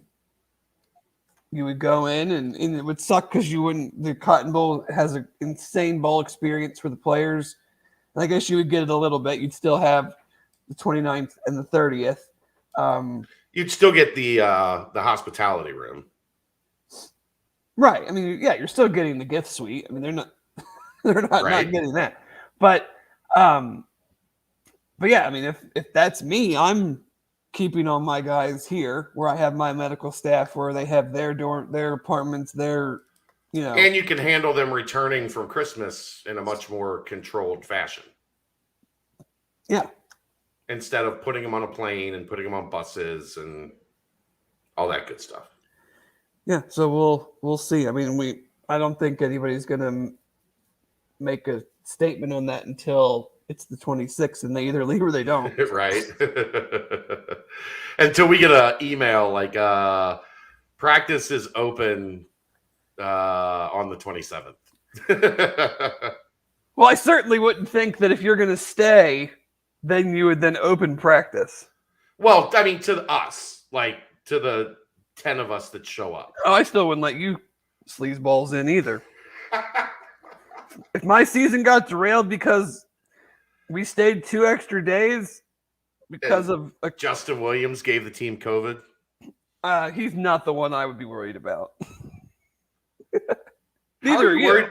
Okay, I was going to say, how are you worried about me? No, I'm kidding. I'm just saying, like, I'm not letting anybody in if we're sticking around. Like, we're locking this thing down. That's the whole point of not leaving. I still think they should let me in. I think they should but yeah, I mean, why not? I mean, I think it, I could be totally wrong, but the way Lucas kind of handled all this, I think he'll just keep whatever plan he had and they'll just stick to it. Probably. I mean, that's typically how he operates, right? Yeah, I mean, He comes up with a plan. It's been thought out. Let's just stick to that because I think you want your players' minds at ease and not then spring on them a couple days later like, okay, now we're going to totally change this. We're going to stay. This is now when we're leaving. This is what we're doing. Like, you just, and you have to have confidence in the team, the coaches, the older players, that while it's clearly a general population issue, that they just realize, and you could do everything right and still get COVID. I mean, we've known that for 2 years. But, whether they let them go home, which I think they should because, they're college players. I don't think they should just make them sit in their apartments during Christmas. They're not solely here for your entertainment. Exactly. Like, They want to win this game way more than any of us want them to win this game.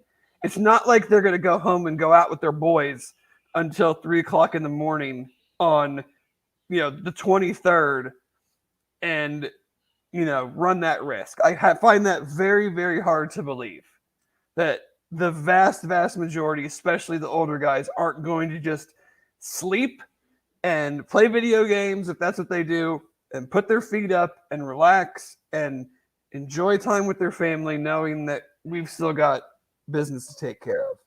Right.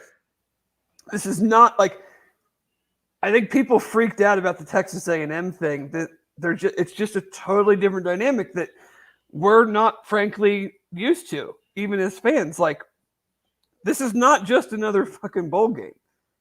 Like, right. They are not like. This is not and if you think about it with UC, like these guys all like the leadership of this team came back to do this for this day specifically. Right. You think they're gonna be the ones to screw that up? I have now a hard they can't time control that. who come, like, if uncles or aunts come over and they don't know they have it, and that's out of anybody's control. Like, that's a blameless thing. Like, right. But it is, it's important, but they're still college kids and they deserve to be college kids and be with their families. And, yes, it's a risk, but it'd be a risk if they stayed on campus and went to Chipotle for lunch. I mean, you just don't have any freaking clue how this stuff happens. It's a virus. Like, yeah. It's how it works. I don't have a whole lot else, do you? No, because we're going to talk plenty next week about the actual game. There's not really any transfer things that we can talk about.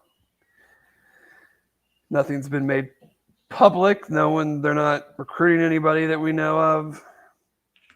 Darian Henry, not a target for UC. After doing some research, I was pretty confident in that statement when he hit the portal. It's pretty definitive now. I don't think that's somebody they're going to look at. I think he would love to come to UC, but I don't think that's happening. They had some interest in an Ohio State transfer, but he just committed to Texas. So that one's not going to happen. But yeah, there's definitely things going on behind the scenes, as you would expect, but nothing to the point of talking about. Right. I think just like in high school recruiting, due diligence is done on pretty much everybody. Maybe even more so with transfers, because you have you personally, as in the transfer, have a track record now. Even away from were you productive or not productive, you have a year, 2 years, 3 years of now other coaches knowing who you are as a dude. And don't think for 1 second coaches all talk, man. Even though there's the kids transferring out of one school and looking to go to another, don't think for 1 second a possibly interested coach is not calling that school and being like, this kid reached out, like, should we bother? Don't. You got to be careful there, because there will be some sour grapes. Depending on the player, though. If the player was really good and he's leaving, I could totally see why there would be sour grapes. But if it's like, if he didn't really do much or he hadn't gotten the opportunity to do much yet, they could say, he's a great kid.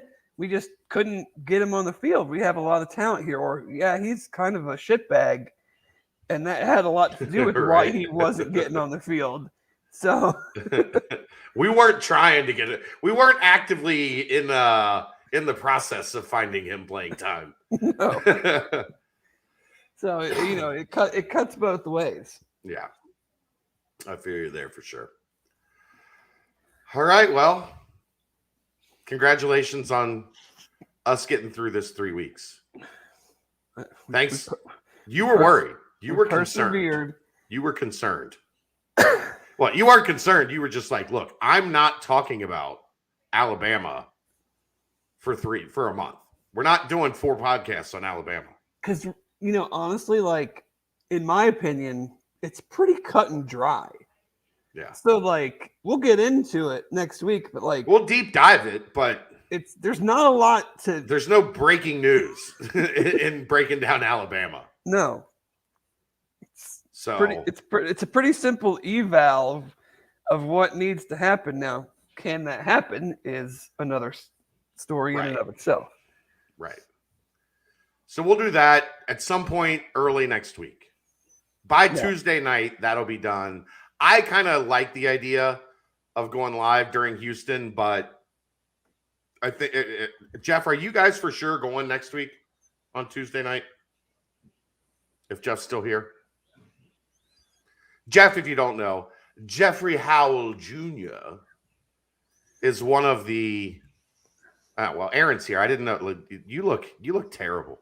I feel fine. Why are you? You're No, very, I mean your picture looks terrible. Yes, must be that internet connection. It's been rough out here as of the last couple days. Man, we had a fight with it last night. I know that we're planning on leaving Tuesday night, but it's kind of up in the air depending on what time we leave. We've talked about leaving as late as like 11, 12 o'clock. So with having to go south anyway, my mom being in Mainville, me being downtown, she could potentially swing by and just grab me on the way out. So we'll see. All right. I just don't want to have 2 live shows going at the same time. Yeah, that'd be weird. I'll get Then we can see who's more popular, and it's like a battle to the death. They don't want that smoke. I'll have a definitive answer by tomorrow.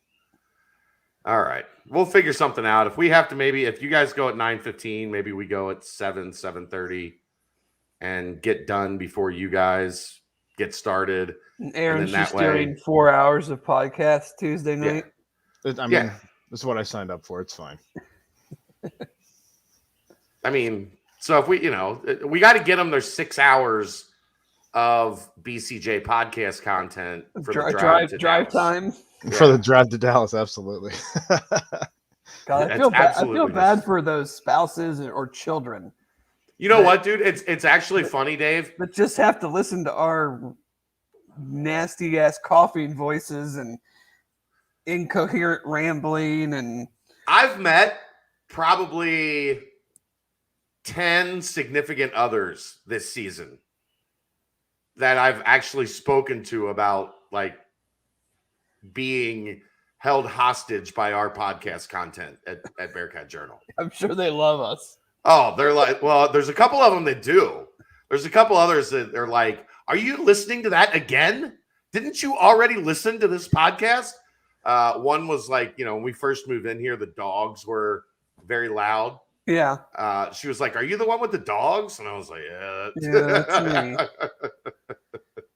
So there is, as you would expect, there are a lot of significant others that are forced to deal with us. Oh, yeah. And they're going to have to do this on like a 14-hour drive. I'm apologizing ahead of time, ladies or gentlemen, if your wife listens to the show and you're, the significant other. We have a much larger female fan base than I ever imagined. I'm all for it. I am too. Like there's a pretty good chunk of women in the Bearcat fan base that are becoming more and more active as supporters, and that means listening to us. So welcome. Our manners aren't good, and we're kind sorry. of unkempt. Yeah, we cuss a lot. Our manners aren't good. We're kind of unkempt. We try to have great guests, so that at least the first hour of this podcast was entertaining, was enjoyable, and entertaining. Dan Wetzel's cool. That's just a cool dude. Here's the thing that I like. We've talked about this before. The thing that always bothered me about the national guys is that they all seemed miserable. like they hate their job covering sports. Well, that's because some of them Do really seem to feel that way. I could think Yeah. of one that works for USA Today right off the top of my head. Yeah. And guess what? Wetzel is the exact opposite of that. Yeah, because he Like- doesn't he doesn't take it serious. I mean, it's serious. He's written some very Oh, serious yeah. things. But at the core, he realizes it's football and Yeah. fandom and crazy stories like the pole assassin, and not being afraid to talk about that because everybody else is talking about it and it's funny. And we don't need to pretend that this is something that it's not. This is college football. Have some fun with it. Why so serious? All right, let's get out of here. Let's call it a night. Let's wrap up the pre-Alabama prep portion of the lead up to bowl season, because you get Christmas Eve tomorrow, busiest shopping day of the year. Is that a thing? No, busiest shopping day of the year. That's what it is. I don't know if it's a thing, but Okay. it's the eve before Christmas Eve. Like, if you're shopping tomorrow, what is the rest of your life like? Oh, Dave. Like, and this, I mean, I'm the wrong person to ask this. I'm like OCD, like organized, like. We finished up a couple things today. Got my dad a couple things. But there's people like they're going out, like they're like, oh shit, Christmas is Saturday. I better go get stuff tomorrow. Like, who lives their life like that? Like, how do you function on a daily basis? So let's talk about this for a second. Aaron, can you pull up the Ray-Ban glasses with the camera in them? Well, Jeff just chimed in. He'll be looking for specific things tomorrow. Well, good luck with that, Jeff. I hope they have them, Jeff. Well, I was at FedEx today for work, sending some stuff, and there were people shipping things going, yeah, I need it to get there by Christmas Eve. And they're like, that'll be $111. And I'm like, you just bought a very expensive puzzle for a 6-year-old. Right. Like, what are you doing? Like, you just think you're going to stroll into FedEx on the 22nd and be like, oh, yeah, I just need it there by Christmas Eve, and pay like $9.99 for ground? So I've been wanting to get Kelly a nice pair of sunglasses. She's huge on sunglasses. Tell her I am too. That's something we definitely have in common. So She'll be mad to hear that I used to get them used to get Maui gyms for free when I worked the golf tournaments. So I wasn't gonna buy her sunglasses without her there. Like, that's just something I like. No, yeah, you got to like try them on and make sure that sunglasses are a very face right. personal Yeah, thing, absolutely. Right? So we were looking at sunglasses, and right as we're getting ready to check out, I see this tower of they're called Ray-Ban Stories. And you know what those things are right there? What are they like? It's a camera. It's yeah. So like, what do you do with it? It records up to 30 seconds of video, Bye-bye. and it takes pictures, and it posts them directly to social media. What? I don't want people on social media seeing what I'm looking at. Well, but for me, like at a game or at a practice, or like, it's a pretty interesting way. I think that we could up the content game here at Bearcat Journal. So what's the difference in me or you taking a video with our phone and sending a tweet versus that? Because I got to get in my pocket, and like, this is something like practice. We're not allowed to do anything live. Right. That's the other part of it. So obviously it like records it, sends it to the cloud. And then when I get home, I'm allowed to post stuff. Well, yeah. So maybe there's a part of practice that we're allowed to video that I can get, like the camp sessions where it was Sauce and AP out at Pierce. And maybe I can get a couple of those plays on Did you get these for yourself or for her? No, for me. Well, what the hell does that have to do with her liking sunglasses? Well, I got half off of her sunglasses because I bought these for me. Oh, you didn't. I was getting to that. I was getting to that. The sales lady did a great job. I was like, clearly, wait. you bought a pair of sunglasses that you could use your phone for. It's a great thing. But Yeah, but now I can just do it while do my you even wear sunglasses? No, I hate sunglasses. It's even better. So you bought a pair of Ray-Bans that you'll probably never wear. I actually no words. these. What's that, Aaron? I have no words for If that you last see, like, comment. if you were a good boss, you would know that, like, legitimately every time you see me outside, whether it's sunny or not, I'm wearing sunglasses. That's how Kelly is. So you should have thought, man, this would be a great Christmas present for Dave. He can go to higher ground. But you hate social media.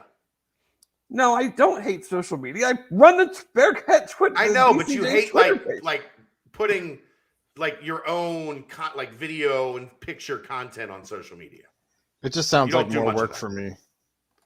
Yeah, Aaron's This is probably going definitely to be more work for Aaron. end up getting these sunglasses and be told, like, I need you to go to this high school game and, like, film the entire thing. And No, Go find cool Aaron's- stuff.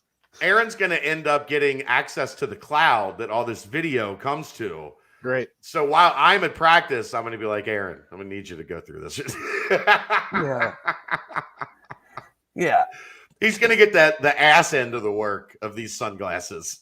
Have to delete half the videos because of the conversations that he's Seems having like with a Justin Williams. seems like a very rational and thought out purchase by you. Good Lord. I got half off of the Christmas present glasses I bought for Kelly. Or you could have And- just bought her glasses and it still would have been less than buying 1.5 pairs of glasses. And the Christmas present $3.29. glasses I got for Kelsey. Mm-hmm. They weren't $3.29. They were cheaper. So I'm guessing you still could have gotten them. And these are Kelsey's glasses that she got. Oh, fantastic. What kind are those? They're kids' junior glasses. They're Vogue Oh, okay. glasses. Is that like a Ray-Ban Kids or is it just a kids brand? Fancy like that. I guess it's just a kid's brand. I don't know. I got It's you. not a kids brand. It was a junior. It was a junior Oh, brand, not my- kid juniors. Dave. my The bad, junior Kelsey. collection. The junior collection. Oh, It's okay. funny. that Here, would Kelsey- you like the It's mic? You can. Yeah, the junior collection. Don't you have Or some is it just don't all you have about some kids stuff? volleyball videos to go watch or something? It's just funny that Chad gave her an inch yesterday and now she's taking a mile. Exactly. Yeah. Chad, the proud owner of a pair of sunglasses with a camera in them that he'll probably never wear. We've They lost almost actually- all of our listeners. So here's the problem with sunglasses. I have a giant face, so I like sunglasses. Like I always feel like I'm like stretching them out. So and they then why push. did you buy a pair of These sunglasses? fit. These fit better than any sunglasses I've ever tried on.